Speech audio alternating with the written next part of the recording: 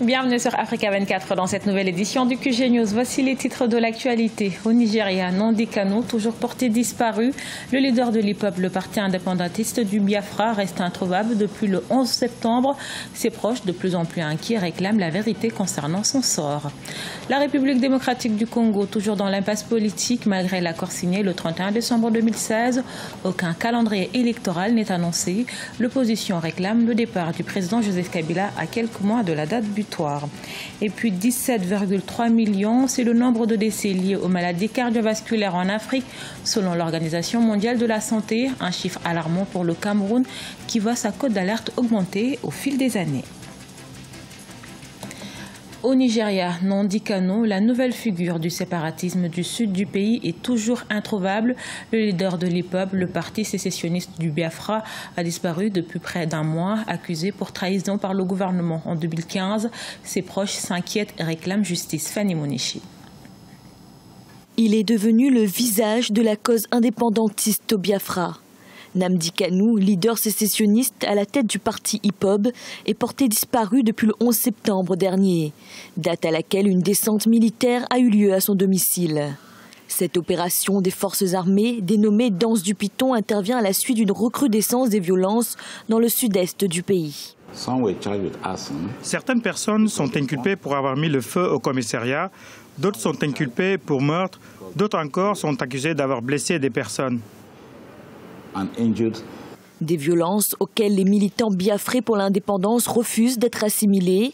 Ils réclament désormais la vérité sur le sort de Nnamdi Kanu. Le leader indépendantiste avait été arrêté en octobre 2015 pour trahison et atteinte à la sécurité de l'État.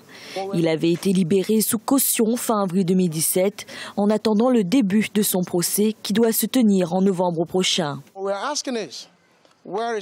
Nous voulons savoir où est Nnamdi Kanu. Nous demandons à l'armée de nous le ramener. S'il est vivant, ils devraient le conduire à la police. S'il est mort, nous voulons son corps. Voilà ce que nous leur demandons de faire. Nous vivrons et mourrons en tant que peuple indigène du Biafra et vous ne pouvez pas nous en empêcher. C'est une idéologie que personne ne peut écraser. Les autorités fédérales nigérianes ont classé officiellement l'IPOB, organisation terroriste militante. L'ancien président Olusegun Obasanjo, l'archevêque d'Abuja, ainsi que des élites intellectuelles ont exprimé leur inquiétude et ont appelé au dialogue. En République démocratique du Congo, un calendrier électoral est toujours attendu alors que le second mandat du président Joseph Kabila a officiellement pris fin le 20 décembre 2016. Un accord avait été conclu pour organiser des élections avant décembre 2017. Ces élections auront-elles lieu comme prévu? Élément de réponse avec Patricia Solange-Dubois. 31 décembre 2017. La date butoir des élections présidentielles se rapproche en République démocratique du Congo, mais toujours pas de calendrier électoral. La tension monte dans le pays. Selon la Constitution, le président Joseph Kabila devait quitter ses fonctions le 19 décembre à l'issue de 2 mandats. Samedi 23 septembre, devant la tribune de l'ONU, il a promis la publication prochaine d'un calendrier électoral. La série d'évaluation du processus électoral entamée depuis une dizaine de jours par le Conseil national de suivi, conjointement avec le gouvernement et la commission électorale, devrait permettre la publication prochaine par celle-ci, qui en est la seule institution compétente du calendrier électoral. Toujours à la recherche d'une sortie de crise, depuis la signature de l'accord du 31 décembre, les parties prenantes n'ont pas réussi à s'entendre sur les modalités d'application de ce compromis politique entériné en décembre 2016. L'opposition réclame désormais le départ du président. C'est une question de volonté politique. Joseph Kabila, en 5 ans, n'a fait que s'aborder le processus électoral. Il a aujourd'hui l'effet boomerang de sa politique. Il doit partir. Cette élection peut se tenir avant le 31 décembre 2017. S'il veut partir par la grande porte, par une alternance apaisée, c'est encore en son pouvoir aujourd'hui de libérer la CENI, qui est devenue pratiquement un organe spécialisé de son parti.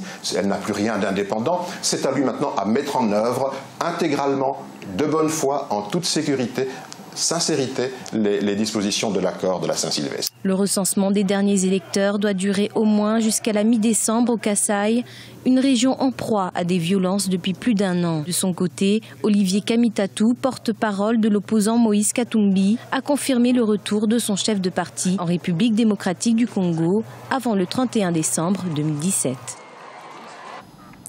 Toujours en République démocratique du Congo, elle fait partie des 28 mesures urgentes pour la relance et la stabilisation économique du pays. La campagne de vulgarisation des mesures urgentes lancée ce 3 octobre par le Premier ministre Bruno Tshibala. Cette mesure vise à améliorer la collecte des recettes suite à la chute des cours des matières premières. Précision dans ce reportage de notre correspondant Jacques Amboka. En RD Congo, le gouvernement veut faire de la collecte des recettes publiques son cheval de bataille en vue de stabiliser l'économie du pays. Faisant partie de 28 mesures économiques initiées par le chef de l'État Joseph Kabila, la collecte des recettes est considérée comme une urgence.